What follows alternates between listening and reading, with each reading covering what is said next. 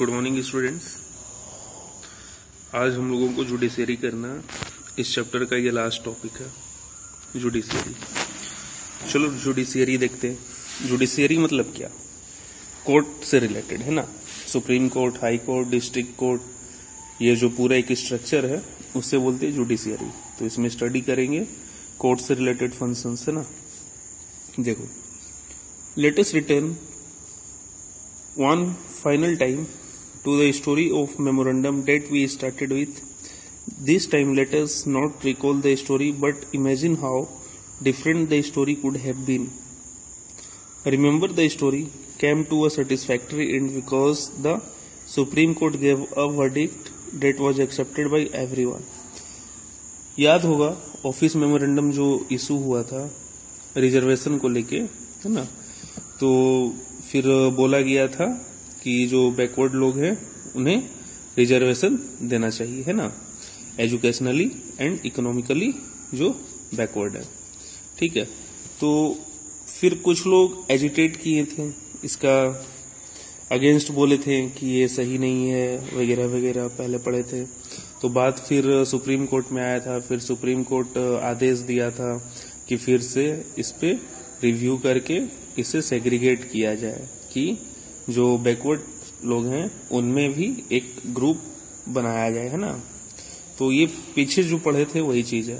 तो फाइनली ये बताना चाह रहा है कि जो एक ये बना ऑफिस मेमोरेंडम, एक कानून बना, ठीक है। ऐसे तो ये सर्कुलर है, कानून नहीं है, सर्कुलर है, लेकिन दोनों चीज को इंक्लूड कर लो क्योंकि सुप्रीम कोर्ट का दायरे में बहुत कुछ आता है। तो अगर कोई सर्कुलर इशू हुआ या कोई लॉ बना तो सुप्रीम कोर्ट पूरी उस पे अपना विचार रख सकता है, ठीक है। अगर उससे किसी का फंडामेंटल राइट्स हनन हो रहा है, ठीक है। If such laws are violating the fundamental rights of any citizen of India, then that citizen can easily approach the Supreme Court और High Court, and even Supreme Court take review of that law, और Supreme Court भी review कर सकता है उस law को। And Supreme Court found that, ठीक है, अगर पाया कि really this is violating the rights of the other citizens of country, then Supreme Court will null and void the that law, है ना। उस कानून को समाप्त कर देगा, नल एंड वाइड कर देगा। नल एंड वाइड मीन्स समाप्त करना, ठीक है। तो ये एक कंसेप्ट में बता दिया ओवरऑल। तो अब इसी चीज को देखेंगे इस टेक्स्ट के जरिए किस तरह सुप्रीम कोर्ट वर्क करता है। तो अगर वो ऑफिस मेमोरेंडम वाला जो केस था, अगर वो सुप्रीम कोर्ट नहीं जाता, ठीक है, बात अगर सुप्रीम कोर्ट उस पर फाइनल डिसीजन नहीं अपना देता, ठीक है, तो क्या होता है। यहां पर इमेजिन करने बोल रहा है। Imagine what would happen in the following situation. क्या है following situations? If there was nothing like a Supreme Court in the country, अगर कंट्री में सुप्रीम कोर्ट होता ही नहीं, even if there was a Supreme Court, if it had no power to judge action of the government, अगर supreme court होता लेकिन supreme court के पास ये power नहीं होता कि वो गवर्नमेंट का एक्शन को जज कर सके, ठीक है। Then even if it had the power, if no one trusted the Supreme Court to give a fair verdict, अगर उसके पास पावर रहता भी, ठीक है, कि वो रिव्यू कर सकता है, लेकिन उस पर विश्वास नहीं रहता सिटीजन्स का, ठीक है, फिर क्या होता। Then even if it gave a fair judgment, if those who appealed against the government order did not accept the judgment, और चलो सबको विश्वास भी रहता, ठीक है, और उसके बाद जो अगेंस्ट में अपील किए थे, ठीक है, अगर वो लोग इस डिसीजन को नहीं मानते तो ये पूरी क्वेश्चन किस चीज का सेंटर में, ये पूरा क्वेश्चन जो अभी हम लोग देखे, ये पूरा सुप्रीम कोर्ट का अराउंड इवॉल्व कर रहा, सारा चीज सुप्रीम कोर्ट से ही ना। अगर सुप्रीम कोर्ट के पास पावर होता, अगर रहता लेकिन पब्लिक नहीं मानता, ठीक है, अगर नहीं रहता तब क्या होता। पावर रहता, डिसीजन भी देता, लेकिन डिसीजन को हम लोग रिस्पेक्ट नहीं करते, है ना। तो सारा क्वेश्चन जो है सुप्रीम कोर्ट का वर्किंग कंडीशन से जुड़ा हुआ है। ठीक है, ये देखो, ये एक वांटेड है, एक मतलब इसी तरह नोटिफिकेशन दिया हुआ है ये कि जब यूएसए में सुप्रीम कोर्ट का जज का जरूरत पड़ता है तो किस तरह से ये लोग अपना इशू करते हैं। ठीक है, ये देखो यहाँ पर साइड में लिखा हुआ है, it is quite common in the US for जजेस to be nominated on the basis of well known political opinions and affiliations. मतलब कि बात सिंपल सा बता रहा है ये कि यूएसए में क्या है कि बहुत कॉमन है कि वहां पर जो नॉमिनेशन होगा, वहां पे जो जज के लिए नॉमिनेशन होगा वो पॉलिटिकल ओपिनियन पे होगा, है ना, पॉलिटिकल ओपिनियन एंड एफिलिएशन पे। ठीक है, दिस फिक्सियस एडवर्टाइजमेंट, ये क्या फिक्सियस एडवर्टाइजमेंट है, इसी तरह काल्पनिक, appeared in the US in 2005 when President Bush was considering various candidates for nomination of the US Supreme Court। इसी तरह दिया कि जब बुश सेलेक्ट कर रहे थे, है ना, उन्हें अपॉइंट करना था सुप्रीम कोर्ट का जज, तो किस तरह से वो किए होंगे, वही दिया हुआ कि पेपर में इस्तिहार निकला, सुप्रीम कोर्ट जस्टिस की जरूरत है, नो एक्सपीरियंस नेसेसरी प्लीज। ये बस इसी तरह एक कार्टून है। ये मतलब ये सब जो रहता है ना वो सिचुएशन को समझाता है। एक तरफ इंडिया में अपॉइंटमेंट के लिए आपके पास जुडिशियल एक्सपीरियंस होना जरूरी है और यहाँ पे नो एक्सपीरियंस लिख रहा है, तो ये सब सेग्रीगेशन है। ठीक है, तो चलो कम बैक टू टेक्स्ट। तो अभी हम लोग जितना सारा क्वेश्चन देखे सुप्रीम कोर्ट से रिलेटेड कि सुप्रीम कोर्ट को अगर हम लोग नई वैल्यू देते तब क्या होता, सुप्रीम कोर्ट के पास अगर पावर नहीं रहता तो क्या होता, अगर सुप्रीम कोर्ट के पास पावर रहता लेकिन वो इंडिपेंडेंट फ्रीली अपना डिसीजन नहीं देता तब क्या होता। ठीक है, तो ये सब इशू देखे, मतलब इशू देखे तो इसका मतलब क्या है कि ये सब इशू अपने देश में नहीं है, तभी तो क्वेश्चन वो बना कर दिया है। ठीक है, तो आगे इस चीज को हम लोग पढ़ते पढ़ते सारी चीज का आंसर को डील कर लेंगे। देखो क्या लिखा हुआ, this is why an independent and powerful judiciary is considered essential for democracies. ठीक है, तो इसलिए ना कि किसी भी डेमोक्रेसी में क्या है कि पावरफुल जुडिशियरी चाहिए, पावरफुल जुडिशियरी और इंडिपेंडेंट। सबसे बड़ा चीज क्या, इंडिपेंडेंस। जुडिशियरी को इंडिपेंडेंस इंश्योर करना होगा। ठीक है, इसे पूरा आजाद रखना होगा पॉलिटिकल फेयर से। ठीक है, now all the courts at different level in a country put together are called a judiciary. ठीक है, कॉल्ड द जुडिशियरी। सारे कोर्ट को एक पूरा स्ट्रक्चर को सामने लिया हो, सबसे पहले सुप्रीम कोर्ट, फिर हाई कोर्ट, फिर डिस्ट्रिक्ट कोर्ट, सब एक लाइन से काम कर रहा है। ठीक है, तो ये जो जुडिशियरी है एक अलग स्ट्रक्चर ही है इंस्टीट्यूशन का। ठीक है, तो ये पूरा एक स्ट्रक्चर जो बनता है कोर्ट का, इसे हम लोग बोलते हैं judiciary. The Indian judiciary consists of a supreme court for the entire nation. Supreme court पे क्या होगा कि पूरा एंटायर नेशन का फेवर का बात होगा, है ना। High courts in the state level पे काम करने के लिए high court, district courts at the end the court at local level.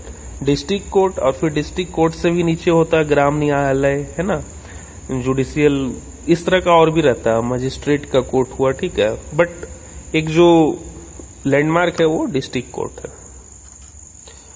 India has an integrated judiciary. India के पास क्या है, इंटीग्रेटेड जुडिशियरी, मतलब एक सिंक्रोनाइज वे में है। डिस्ट्रिक्ट कोर्ट से हाई कोर्ट से सुप्रीम कोर्ट। ठीक है, तो ये सब एक दूसरे से इंटरकनेक्टेड है, तो that is integrated judiciary. It means the Supreme Court controls the judicial administration in the country. और पूरा जुडिशियल एडमिनिस्ट्रेशन को कंट्रोल कौन करता है, Supreme Court. Its decisions are binding on all other courts of the country. It can take up any dispute. ठीक है, Supreme court का जो डिसीजन है वो बाइंडिंग है पूरे कंट्री में, है ना, पूरे कंट्री में बाइंडिंग है। पूरा जितना कोर्ट है सबको मानना है।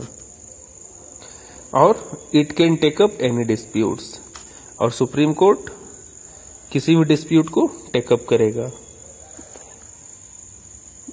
Between citizens of the country.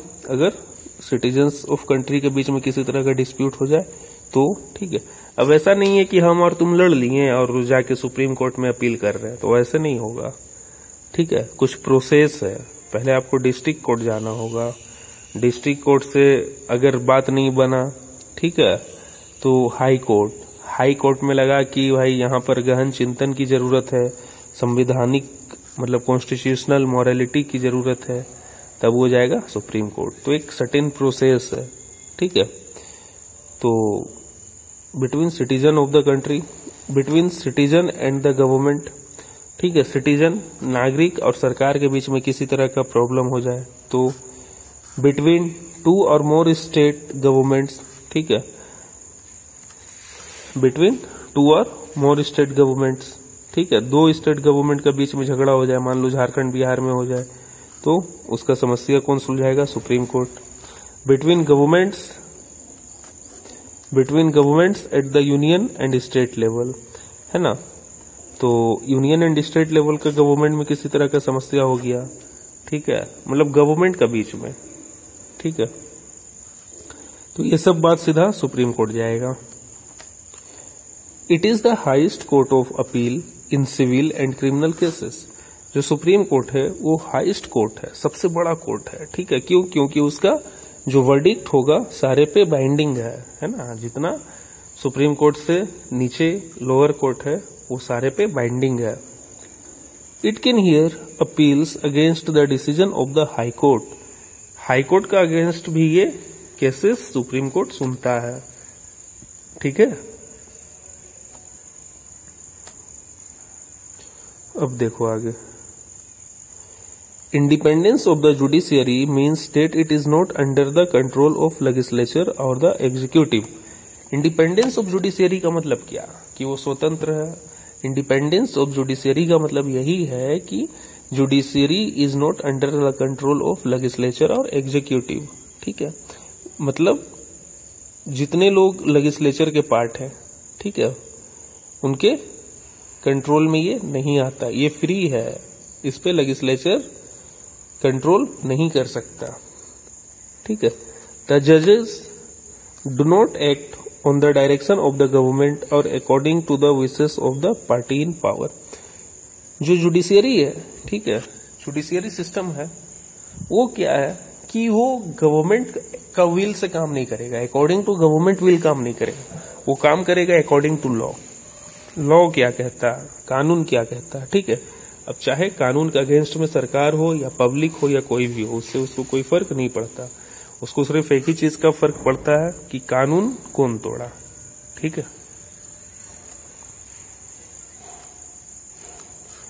That is why all modern democracies have court that are independent of the legislature and the executive, ठीक है। इसलिए मॉडर्न डेमोक्रेसी जितना वहां पर कोर्ट रहता है। क्यों कोर्ट रहना जरूरी है ना डेमोक्रेसी में? क्यों? क्योंकि डेमोक्रेसी में क्या होता है, इलेक्शन कैंपेन देखे थे हम लोग स्टार्टिंग में, ठीक है। तो ये सब में क्या होता है कि डिस्प्यूट्स खड़ा होता है ना, इलेक्शन कैंपेन हो, क्योंकि इलेक्शन सबसे बड़ा एक इवेंट है डेमोक्रेसी में, ठीक है। तो इलेक्शन को ही लेकर हम समझा रहे हैं कि इलेक्शन जब हो रहा है तो वहां पे बहुत सारा इवेंट्स होता है, ठीक है। तो वहां पे बहुत सारा डिस्प्यूट्स भी खड़ा रहता है, सब एक दूसरे पे ब्लेम करते हैं। कुछ लोग वाकई जो रहते हैं वो अनइथिकल रहते हैं, क्रिमिनल माइंडेड रहते हैं। तो ये सब से प्रिजर्व कौन करता है डेमोक्रेसी को? Supreme court. सुप्रीम कोर्ट आदेश दिया, भाई ये क्रिमिनल रिकॉर्ड है इसका और इसको नॉमिनेट नहीं करना, तो नॉमिनेट नहीं करना, ठीक है। ऐसे तो नॉमिनेशन फॉर्म पे आपको सारा डिटेल देना रहता है, ठीक है। लेकिन ये जो सारा सर्कुलेशन है, ठीक है, कि आप क्रिमिनल माइंडेड नहीं होने चाहिए, नीट एंड क्लीन होने चाहिए, ये सब इलेक्शन से जुड़ा हुआ विचार सुप्रीम कोर्ट से भी आदेश आता है, ठीक है। तो इस तरह का मतलब supreme court guardian of constitution है, संविधान का संरक्षक है सुप्रीम कोर्ट। संविधान का अगेंस्ट कुछ नहीं होना चाहिए। India has achieved this. The judges of the Supreme Court and the High Court are appointed by the President on the advice of Prime Minister and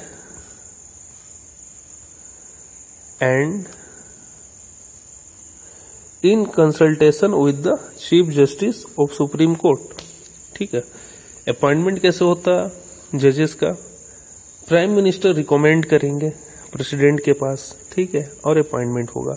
तो प्राइम मिनिस्टर क्या खुद अपना मन से ही कर देंगे कि बना दीजिए इसे चीफ जस्टिस? नहीं, वैसा नहीं। प्राइम मिनिस्टर को एडवाइस लेना पड़ेगा, ठीक है, किससे? Chief justice of Supreme court से, ठीक है, chief justice of Supreme court. क्योंकि हाई कोर्ट में ना जो सुप्रीम कोर्ट है बहुत सारे जजेस होते हैं, ठीक है,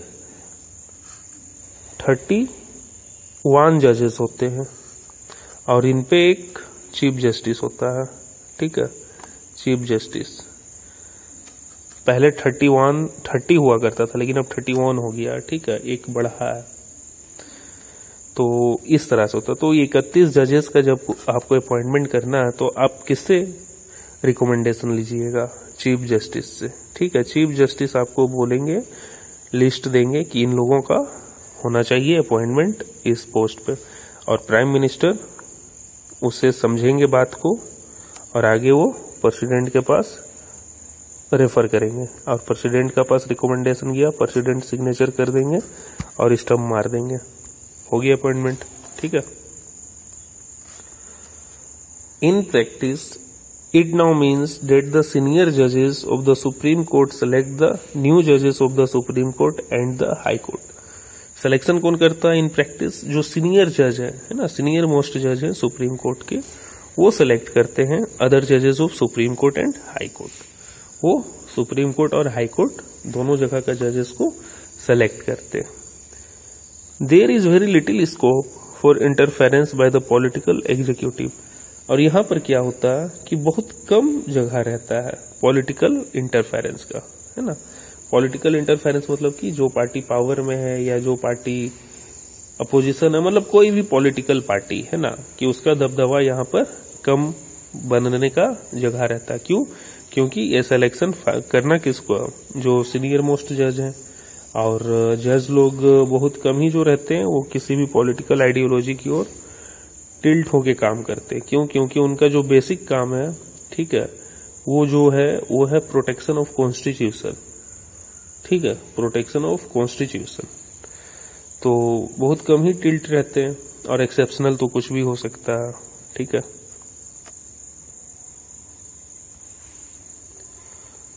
द सीनियर मोस्ट जज of the Supreme court is usually appointed by chief justice. और सीनियर मोस्ट जज का अपॉइंटमेंट कौन करता है? Chief justice.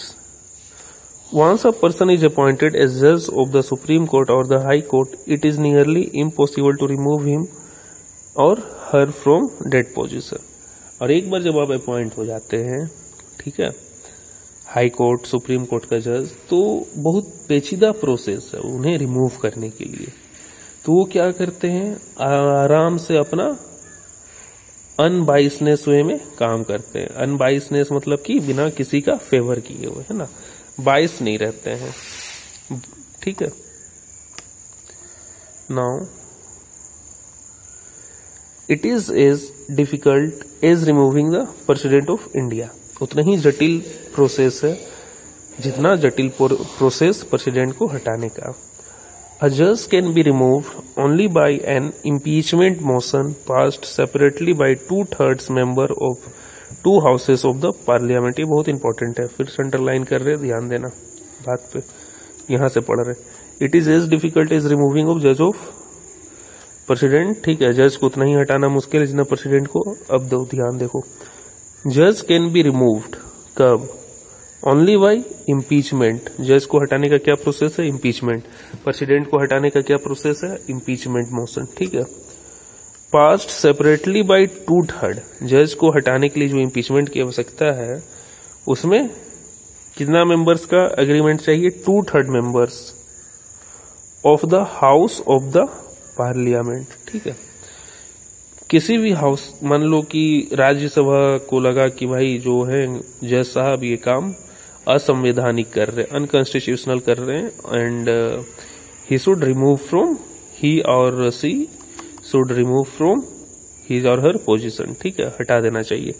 तो जब राज्यसभा में ये बात उठेगा ना, तो इम्पीचमेंट मोशन के लिए पहले 2/3 लोग को सपोर्ट करना पड़ेगा। पहले 2/3 लोग अगर सहमत होते हैं कि हाँ गलत हुआ, तभी आगे का कार्रवाई होगा, नहीं तो नहीं होगा, समझे।